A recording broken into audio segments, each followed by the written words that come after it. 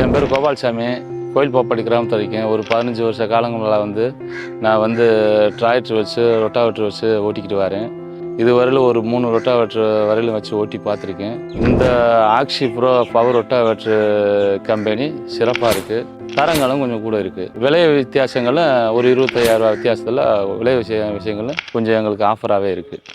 முதண்டு rotavator மாற்றுற காரணம் அடிக்கொருக்கா வேலை வைக்கும், பார்த்து மன உளைச்சல் ஆகி பண செலவுகளும் ரொம்ப விரயமாக்கும். ஆகையினால அதிலிருந்து மாறினேன். அதுக்கு அடுத்தபடியாக வேறு ரொட்டாவேட்டர் எடுத்து பார்த்தேன்.